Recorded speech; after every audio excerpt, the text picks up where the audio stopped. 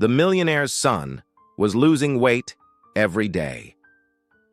Until the new maid realized the danger didn't come from an illness, but from inside the house.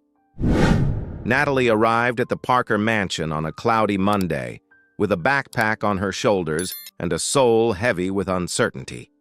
It was her first day in that place, surrounded by high walls, huge windows, and far too much silence.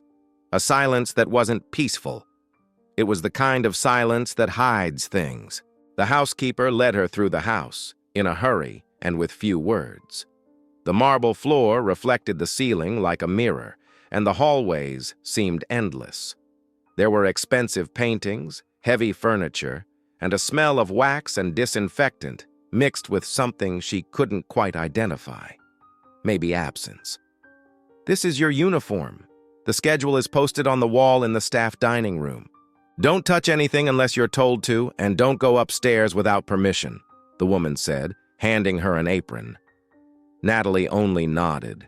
She wasn't the type to ask questions on her first day. But the atmosphere in that house wasn't just strict. It was strange. Something was out of place, even though everything looked perfectly in place. Late in the afternoon, while she was cleaning the living room, she heard a door open upstairs. Slow footsteps came down the stairs. It was him, Jonathan Parker. Tall, unshaven, distant eyes. A man who looked older than he really was. He wore a dark sweater and dragged his feet as if not wanting to disturb even his own thoughts. He didn't say a word, just walked past her as if he hadn't seen her at all, sat on the couch and stared at the unlit fireplace for almost an hour. That's when Natalie saw Isabel. The woman came down right after him, far too elegant to be indoors. A fitted dress, light but flawless makeup. She greeted Natalie with a sweet smile. Too sweet.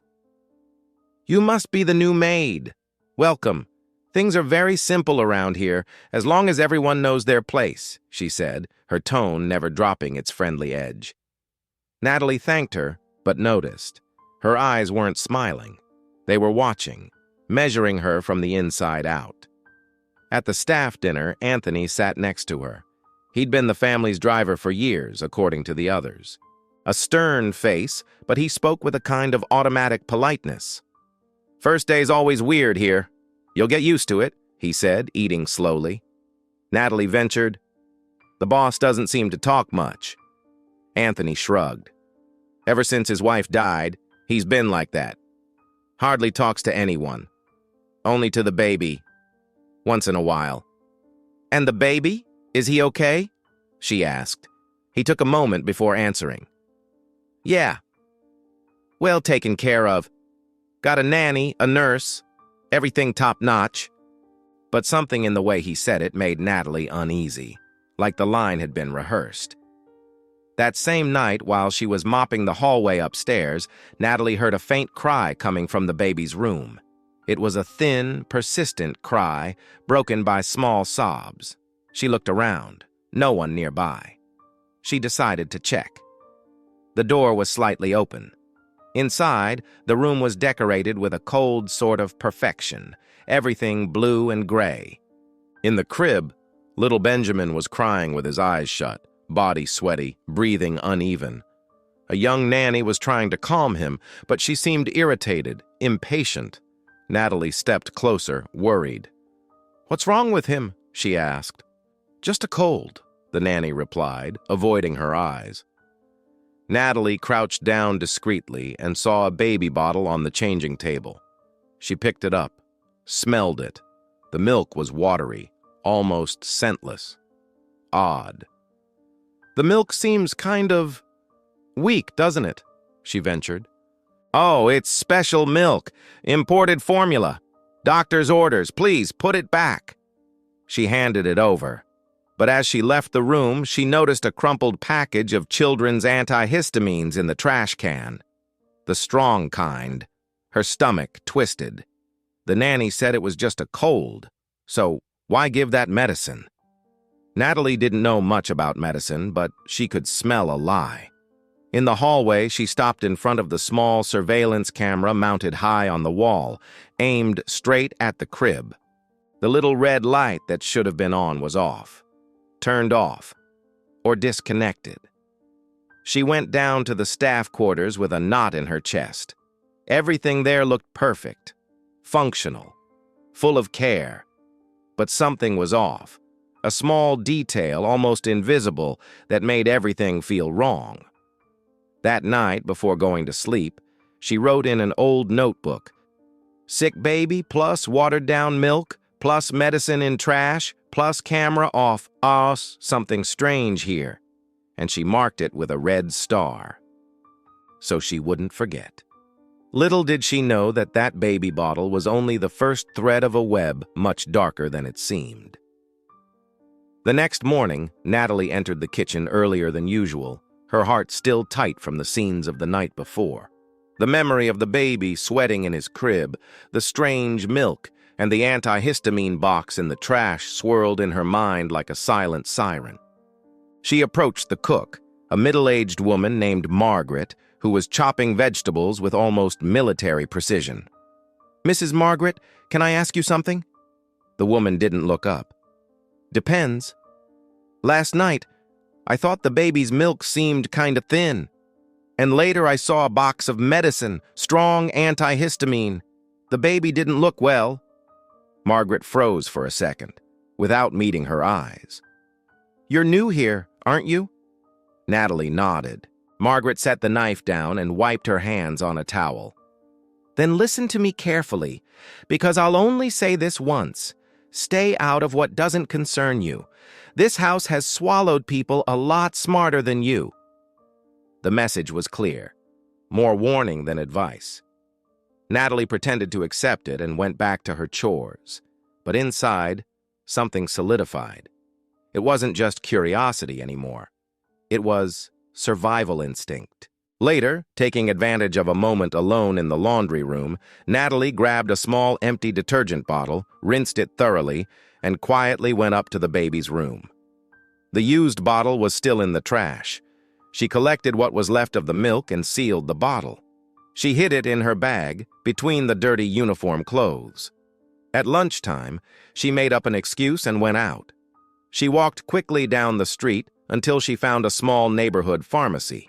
The place was old, worn, but the clerk looked experienced. "Sir, I just have a question. I found this milk with a strange smell. If there was medicine mixed in, could you tell?" The man looked at the bottle, sniffed it, and frowned. "Smells like antihistamine, the kind used for strong allergic reactions. But to be sure, you'd need a test." "Why?" "It's from a baby. He got sick." The clerk's face turned serious. "That stuff could knock out an adult if it's used wrong. If that's really in the milk, it's dangerous." Natalie felt her stomach sink. She thanked him and left. The world outside seemed darker, heavier. She went back to the mansion carrying the weight of a truth no one wanted to see. As she entered through the side gate, she heard muffled voices coming from the garage. She stopped. "You need to be more careful." It was Isabel's voice, sharp and tense. "You're the one getting carried away. I told you we need to keep our distance inside the house." Anthony's voice irritated. Natalie hid behind the garden wall where she could peek. Anthony was gripping Isabel's arm tightly, his face close to hers. It wasn't affection, it was control. Isabel shoved him, but he didn't let go right away. "You forget who's in charge here," he muttered, low and threatening. Isabel yanked her arm free, glared around, and walked off. Anthony stood still for a moment, breathing hard. Then he kicked a paint can and stormed off the other way. Natalie stayed hidden until both were gone. The pieces were starting to come together, and it wasn't a pretty puzzle. Still with her heart racing, she decided to do something bolder, snoop around. She knew there was an office upstairs that was always locked. Over the week, she had noticed Isabel carried 2 keys in her pocket, one smaller, made of brass. During a careless moment, when Isabel left her purse in the pantry, Natalie slipped the key out, wrapped it in a cloth, and went upstairs. The office smelled of old leather and mildew. The curtains were closed, and the dim lamp barely lit the heavy furniture. She rummaged through drawers, folders, boxes. On a locked shelf, she found a brown envelope with documents. It was a copy of Jonathan Parker's will. But something caught her eye. The date. 3 days after his wife's death. Another envelope beside it held an earlier version, dated before the baby was born. There was a difference in the names of the beneficiaries. The more recent version excluded any heirs if the child died before turning 2. Everything would go to Isabel. Natalie put the papers back and left the office as quickly as possible. She returned the key to her employer's purse without being noticed. That night, Jonathan ate dinner in silence, as always. Isabel playfully cut his meat into small pieces, as if caring for a child. He looked dazed, his eyes half closed, thoughts sluggish. Natalie washed the dishes and watched. Every move Isabel made had a mechanical grace, calculated like someone executing a plan, not a routine. It was past 11 when Natalie finished her chores and went upstairs to put away supplies. In the second-floor hallway, she heard muffled whispers from the guest room. The light was off, but the door was slightly open. She approached quietly. Through the crack, she saw 2 intertwined silhouettes, a hidden, urgent kiss, Isabel and Anthony. The driver was taking off his jacket in haste while Isabel laughed softly, pulling him by the shirt. Natalie stepped back, holding her breath. She walked down the hall carefully, heart pounding. Now it wasn't suspicion anymore. It was certainty. Something rotten was festering beneath all that luxury. In that house, not everything that glittered was gold. And the baby's milk was only the beginning. Natalie couldn't sleep anymore. Every step through the mansion was taken like someone walking across a minefield. The image of Isabel and Anthony together wouldn't leave her mind, and the baby kept looking pale, with dark circles that didn't belong on a few-month-old child. So she decided to start documenting everything. She put her old phone inside a small cosmetics box, cutting a tiny hole for the lens. She left it turned on in strategic spots. The laundry room, the hallway outside the bedrooms on top of the pantry cabinet. She recorded audio, video, everything, any fragment that might help piece together that rotten puzzle. One humid afternoon, while cleaning the second floor, Natalie saw Anthony lock the old cabinet in the office with a small bronze key he carried on his car key ring. She pretended not to notice, but she committed the gesture to memory. Later, when he'd gone out on an urgent errand, she went to the office. The door was locked, but Natalie already knew the trick. A bobby pin, pushed carefully, would release the old latch. Inside, she went straight to the cabinet.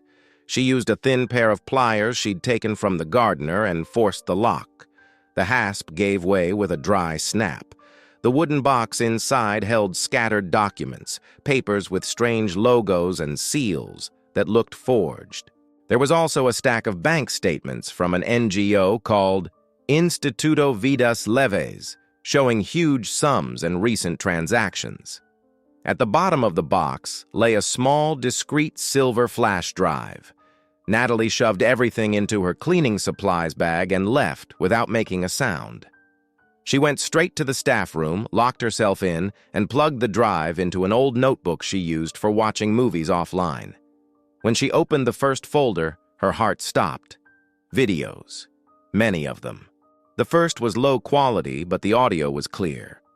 Anthony and Isabel arguing sitting somewhere dark, maybe the garage shed. "You think I like this damn plan B? I wanted to finish this already. A baby shouldn't be an obstacle for us." "You want to finish it? Then do it. Put it in and end it. He'll die in his sleep. Nobody will suspect. It'll look like SIDS. The doctor already signed the report in advance." Natalie paused the video, her stomach churning. Another file showed a list of steps typed in Word, with items like change the milk formula, rotate dosages, deactivate cameras, plant evidence with the employee. The fourth item was underlined. Scapegoat, Natalie. In another video, Isabel spoke directly to the camera, perhaps rehearsing, "The poor girl only wanted to help." But she was unstable. She ran off with the baby. She'll be far away when they find the body. The plan was complete, cruel, cold, calculated. Natalie removed the flash drive, shut down the laptop, and hid it inside the lining of her suitcase. Then she locked the door and sat on the floor trying to figure out what to do. Go to the police? And say what? That she found a flash drive inside a locked cabinet in a mansion? That her employer wants to kill a baby and frame the recently hired cleaner? She knew the first question would be, do you have proof? And she also knew no one would believe her alone. She decided to hide everything more securely. She tucked the flash drive into an empty shampoo bottle at the back of the supply closet. In the following days, the tension became nearly unbearable. The nanny, who had barely looked people in the eye before, now avoided Natalie entirely. Always hurried, always pretending to be busy. One day, Natalie saw her washing bottles in the sink but flicking something small down the drain. A pill? A powder? There wasn't time to see, but suspicion hardened into certainty. Benjamin, the baby, remained restless. He cried softly, like he already knew it wasn't a safe place. Natalie doubled down on precautions. She started sleeping with her bag under the pillow, the door locked, and her phone always charged, ready for any emergency. Then one afternoon, coming back from lunch, she entered the staff room and froze. The bed was tossed. Her bag was open, clothes scattered. The phone she'd been using for recordings was gone. She tore the place apart. Suitcases, closets, baskets, nothing. The phone had vanished, along with all the recordings she hadn't yet copied. The only thing left was the flash drive.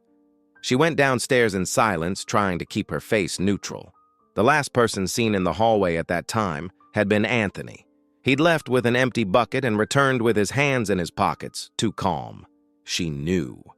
He knew. War had been declared. And now she wasn't just a threat. She was the next target. Natalie already knew they were watching her. Ever since the phone disappeared, she'd noticed footsteps closer than before, gazes that lingered. Every move she made seemed followed by invisible eyes. Still, she pretended everything was normal, because that's what smart people did before they acted. The next morning, while she was organizing cleaning supplies, Isabel appeared with a practiced smile, the kind that never reached the eyes. "Can we talk for a minute, dear?" she asked. Natalie feigned surprise, wiped her hands on her apron, and nodded. Isabel led her to the reading room, where the windows looked out over the side garden. She closed the door gently and pointed to an armchair. "Sit. I want to make you an offer." Natalie sat but stayed alert. "We know you're hardworking, smart, and above all discreet. People like you can go far, if they know how to keep quiet." Natalie didn't answer.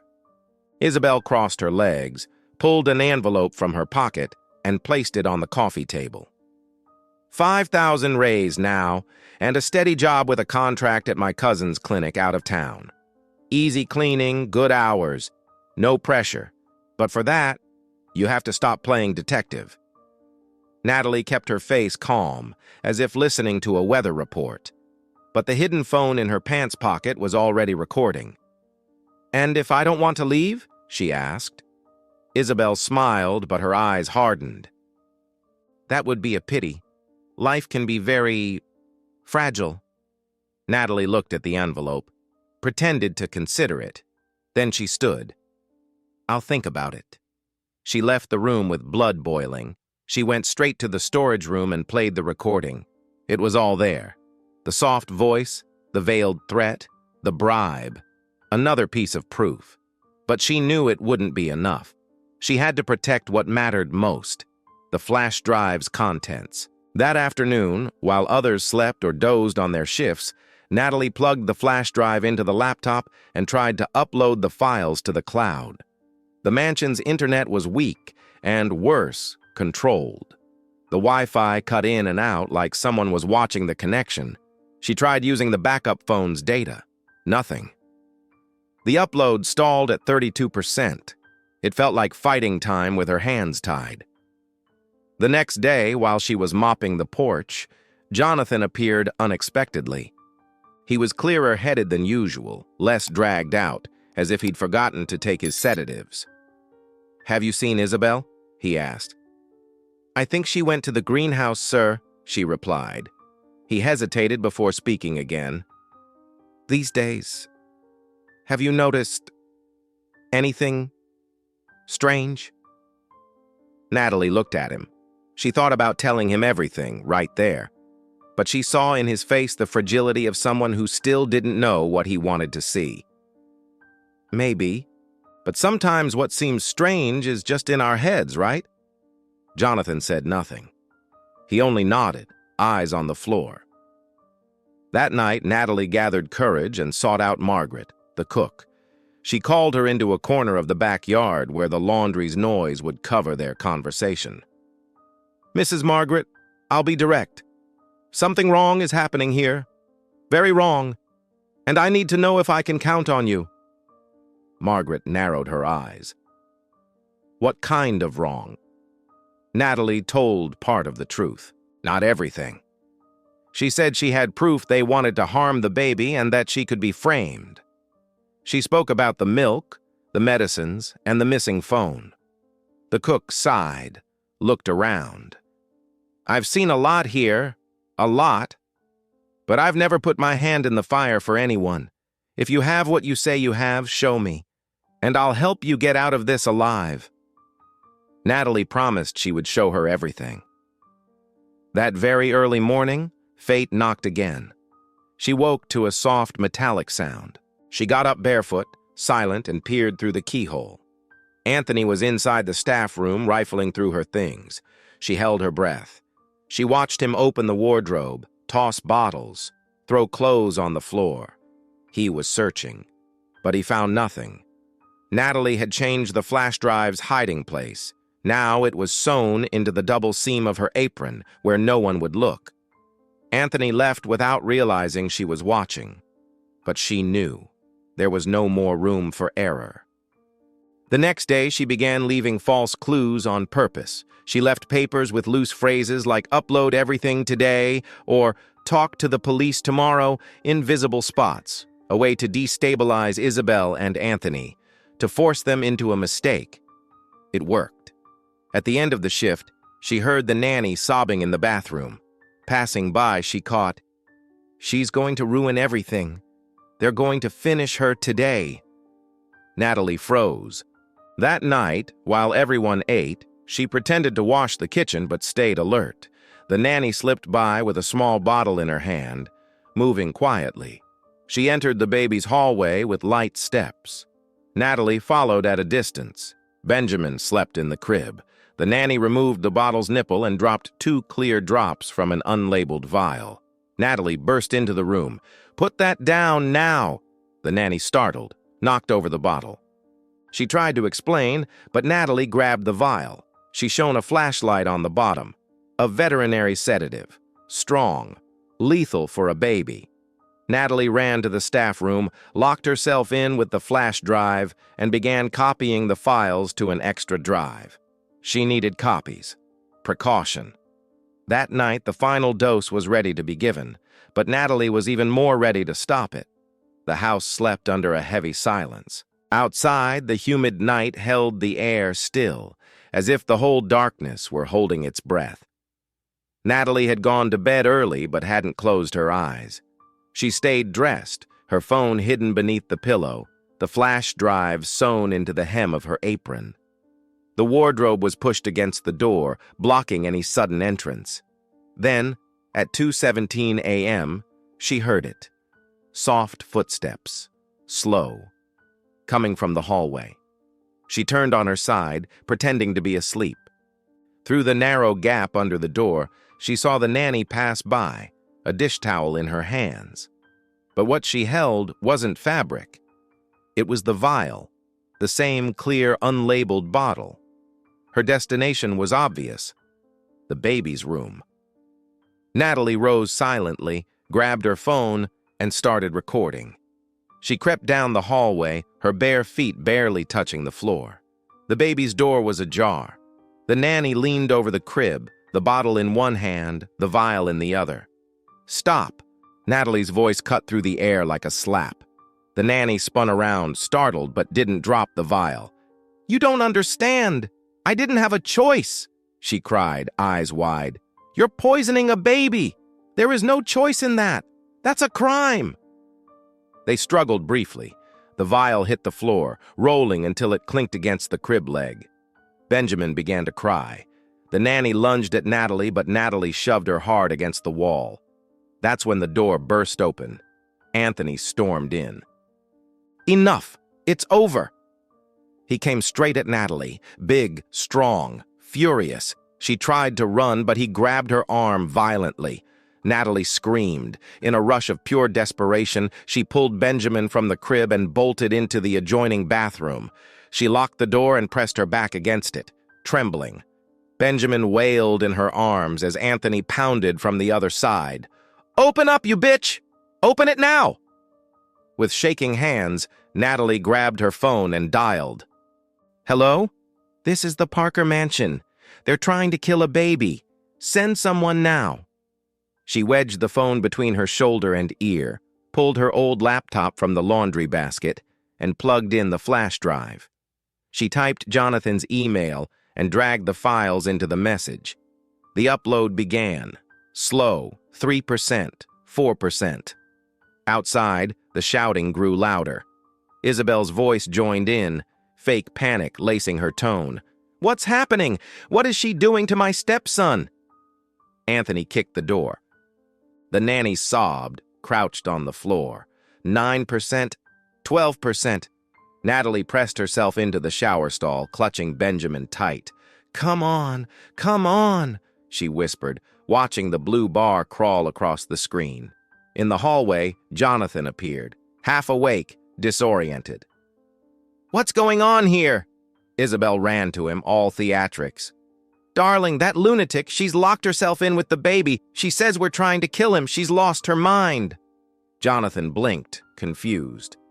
"What do you mean?" Anthony tried to keep calm. "She must have snapped. Woke up screaming. Something's wrong with her, Mr. Jonathan." The bathroom door started to splinter. 27%, 32%, 38%.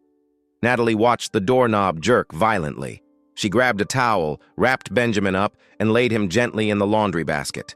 Then she shoved a dresser against the door for a few extra seconds. 46%, 51%. Suddenly, sirens. Red and blue tore through the night like a thunderclap of light. The whole house lit up. Loud pounding at the front door. "Police! Open up!" Anthony froze. Isabel dropped her act, the panic in her eyes now genuine. Jonathan, standing in the middle of the hall, seemed to wake from a long trance. The nanny ran out of the room straight to the officers, crying. "They told me to do it. They told me. I didn't want to, I swear." Natalie emerged from the bathroom, pale, sweating, but steady, with Benjamin in her arms. "They were poisoning the baby," she said. "I have recordings. The vial's right there. The flash drive has everything." The police cuffed Anthony instantly. Isabel tried to fight but was restrained, screaming, "You don't understand. She's lying. She's jealous." Natalie handed over the laptop, the email still open with the attachment sent. The officer plugged it into another device and saw the videos, Isabel and Anthony discussing the plan, the document naming Natalie as the scapegoat, the dosage lists, and the clip where Isabel said, "He'll die in his sleep and no one will suspect." Jonathan said nothing. He just stood there, watching it all, the crying baby, the handcuffs on the woman he'd let into his home, the evidence, the lies. And he broke. He slid down the wall to the floor, his head in his hands. My son, my God, what have I done? An ambulance arrived to check on Benjamin and to take the nanny, who confessed everything through sobs. Natalie sat on the floor holding the baby while a policewoman comforted her.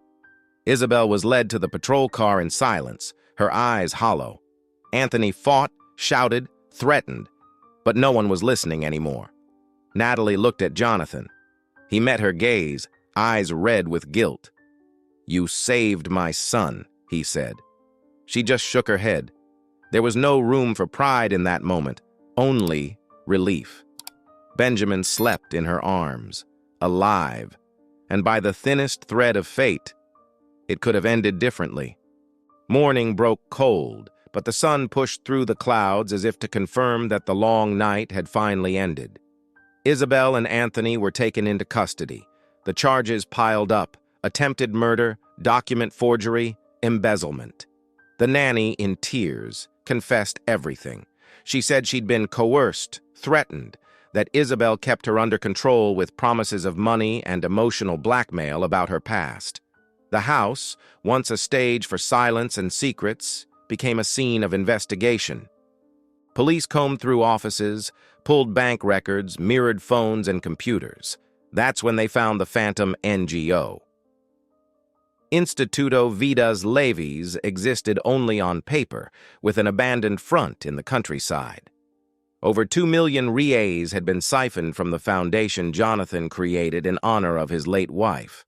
The statement showed regular transfers to fake accounts, all traced back to Isabel, with Anthony's active participation.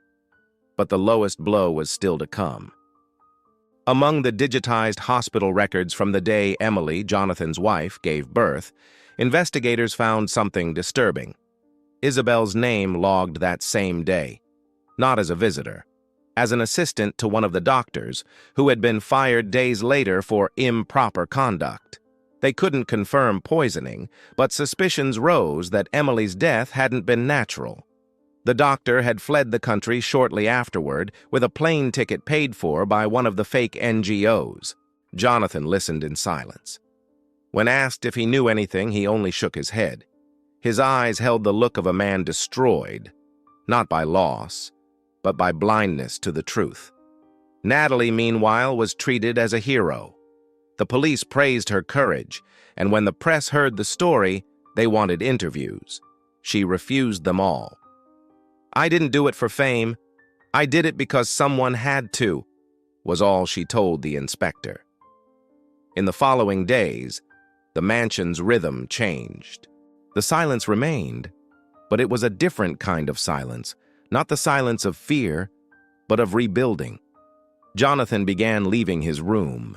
He spent more time with Benjamin, slowly learning to care, to connect.